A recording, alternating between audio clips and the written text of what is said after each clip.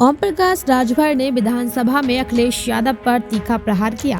इस दौरान उन्होंने कहा कि हमारी चिंता मत करो, अपनी सोच लो, 2027 में कुछ बचेगा या नहीं।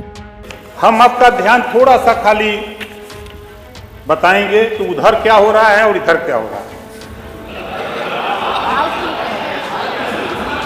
नहीं, सुन लीजिए, सुनने की क्षमता रखिए।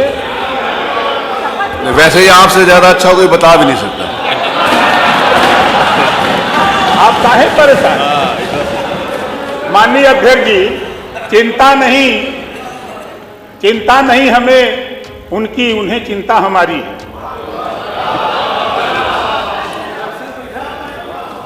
शायद पता नहीं, माननीय मुख्यमंत्री जी इसी सदन में कहा था कि जो दिव्यांग सबसे देश में गरीब कमजोर समझा जाता है, जिसके पास किसी के हाथ नहीं, पैर नहीं, नकुला नहीं, आंख नहीं, मुंह नहीं, उसके तरफ भी आप लोगों का ध्यान नहीं था। उसके तरफ जिसके पास हाथ मुंह नकुला था, पैर था, गोड़ था, उसको आप 300 रुपया पेंशन देते थे। जिसके पास हाथ पैर गोड़ हाथ मुंह नकुला था, उसको 500 देते थे। बधाई देता हूं माननीय मुख्यमंत्री योगी आदित्यनाथ जी को, 300 से बढ़ा के 500 किया, आज 1000 रुपया कर दिया। 1000 रुपया, ये आपको नहीं समझ में आएगा, ये बात नहीं समझ में आएगा आपको।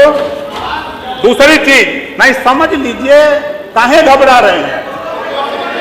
हमारी मंत्री की चिंता आप मत करो, अपनी चिंता करो कि 27 में आप लोग कुछ लोग बचोगे कि नहीं बचोगे, इसकी चिंता आप करो। हमसे मत पूछो, मैं बार-बार कहता हूं, हमारी चिंता मत करो। वहीं उन्होंने कहा कि आजमगढ़ में विश्वविद्यालय खुला तो बीजेपी की सरकार में खुला। देखो, आपकी भी सरकार थी, जरा अपना दिल पे हाथ रख के देखो। हम महाराजा सुहेलदेव जी के वंशज हैं, हम महाराजा सुहेलदेव जी के वंशज हैं। माननीय मुख्यमंत्री जी बैठे हैं। अगर आपके आजमगढ़ में विश्वविद्यालय खुला तो भारतीय जनता पार्टी की सरकार में खुला। आप सांसद थे हमारे 55 के नेता, लेकिन याद नहीं आया। आप चले जाइए बहराइच, पार्क बना है, जाके देख भी लीजिएगा। कहीं कभी टहलते हुए जाइएगा, अगर तेल का पैसा दिक्कत हो तो हमसे ले लीजिएगा, जाके देखिए। महाराजा सुहेलदेव की भव्य मूर्ति बनी है और पूरा पार्क बना, चित्तौरा झील का सौंदर्यीकरण हो गया।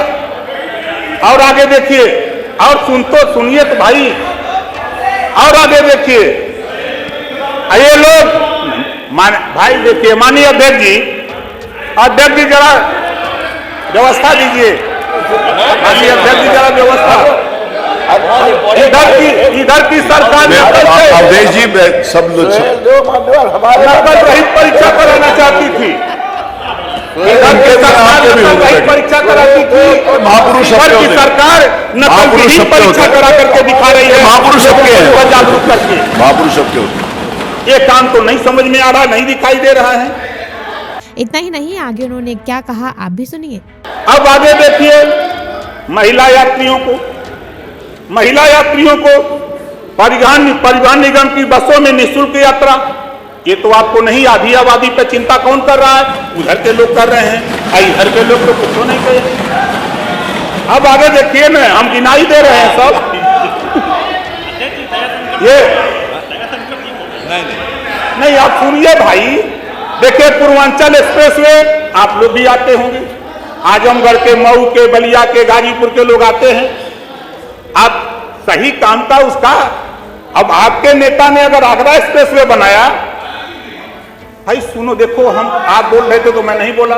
आपके नेता अगर बोलने लगेंगे, ओम प्रकाश राजभर खड़ा होके एक सवाल पर बोलेगा तो आपको बुरा लगेगा। आपको आप भी नहीं बोले, ये भी नहीं बोलेंगे, बुरा लगेगा तब आप नहीं, आप भी ये भी नहीं। हम बोल रहे हैं, हम तो कुछ कह नहीं रहे हैं। आप बोलिए, सही बात है। आप बताओ, पीछे उनके चक्कर में पड़े, आप बोलो। माननीय अध्यक्ष जी, ओम प्रकाश राजभर यही नहीं रुके, बल्कि उन्होंने आगे कहा, देखिए, सपा सरकार ने अपने कार्यकाल में पिछड़ा वर्ग विभाग को औसतन 1300 करोड़ रुपया प्रति वर्ष छात्रवृत्ति के लिए बजट देते रहे।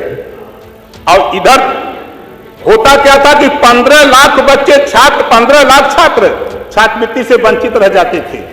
और इधर क्या हुआ है, जस्ट दुगुना जस्ट दुगुना 2400 करोड़ से अधिक प्रतिवर्ष रुपया देकर 7 वर्षों में औसतन 25 लाख से अधिक बच्चों को छात्रवृत्ति मिल रही है।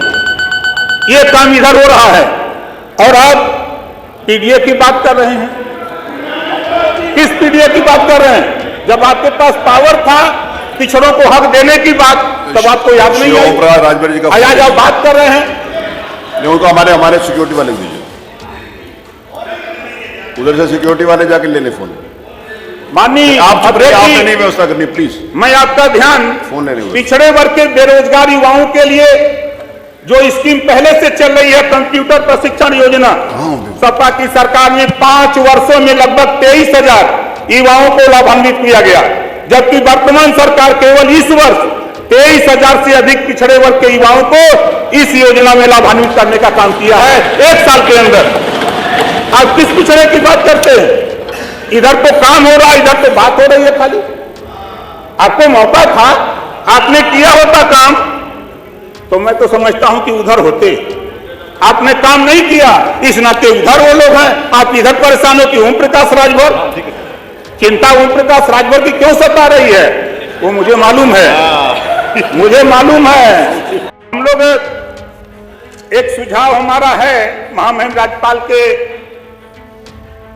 जो अभिभाषण में हमने देखा कि जो सामाजिक न्याय की बात माननीय मुख्यमंत्री जी ने जो गठित किया है राघवेंद्र सिंह के नेतृत्व में कमेटी, उसकी रिपोर्ट भी 7/9/11 जो हक पिछड़ों का 27% का लूटा जा रहा था उसको देने के लिए जो आपने टीम बनाई है, जो कमेटी बनाई है, उस कमेटी की रिपोर्ट जो आई है 7/9/11 में बांटने के लिए, कभी समाजवादी पार्टी ने कभी सामाजिक न्याय की तो बात करते हैं लेकिन सामाजिक न्याय समिति की रिपोर्ट लागू करने की बात कभी नहीं किया समाजवादियों ने।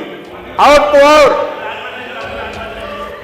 और कभी आपने माननीय देश के प्रधानमंत्री माननीय नरेंद्र मोदी जी देश में रोहिणी आयोग का गठन किया है 27% आरक्षण को पूरे देश में बांट कर देने के लिए, कभी आपके जेहन में नहीं आता है। आप इधर बैठे हो चर्चा करते मैं सुनता हूं, लेकिन धरातल पे क्या समस्या है? गोंड और खरवार का सर्टिफिकेट नहीं बन रहा है, कहीं कहीं तहसीलों में दिक्कत है, उसकी चिंता तो आपको नहीं है। चिंता अगर है तो इधर के लोगों को है, वो चिंता करके उसको आदेश देने का काम हो रहा है। 4 आदेश के बनने जा रहा है और चिंता ओम प्रकाश राजभर को है। माननीय मुख्यमंत्री जी बैठे हैं और भर राजभर, भाई देखो आपको पीड़ा होगी जब आप बोलेंगे ना। माननीय नेता जी आप बोलो, बुरा लगेगा भैया। आप बोलिए ओम प्रकाश जी, आप बोलिए। इस नाते माननीय अध्यक्ष जी, मैं इस बात को कहना चाहता हूं सिर्फ कि जो ही लोग हल्ला कर रहे हैं, धरातल पे कुछ बचा नहीं। सच्चाई बता रहा हूं, धरातल पे कुछ बचा नहीं है। 24 में फाइनल हो जाएगा, 24 में फाइनल हो जाएगा। माननीय अध्यक्ष जी, एक निवेदन और है, एक जाति है बंजारा। बंजारा पूरे विभिन्न प्रदेशों में एसटी में और एससी में आते हैं और उत्तर प्रदेश में 1931 की जातिवार जनगणना में इनका गिनती नहीं हुआ था। तो यहाँ उत्तर प्रदेश में जो बंजारा जाति के लोग रहते हैं उनकी ख्वाहिश है कि हम जब विभिन्न प्रदेशों में एसटी में आते हैं तो हमको उत्तर प्रदेश में भी एसटी में शामिल किया जाए। उनकी डिमांड है, जैसा पत्र माननीय मुख्यमंत्री जी उसमें कार्रवाई में लगे हैं तो उसको थोड़ा तेजी में हो जाए ताकि उनको भी न्याय मिले। मान्यवर और मान्यवर, मैं तो बधाई देता हूं माननीय मुख्यमंत्री जी को। उत्तर प्रदेश के सभी 75 जिलों में निःशुल्क डायलिसिस की सुविधा हो गई, उधर के लिए भी या इधर के लिए। आप लोग भी अगर बीमार होइएगा तो चले जाइएगा।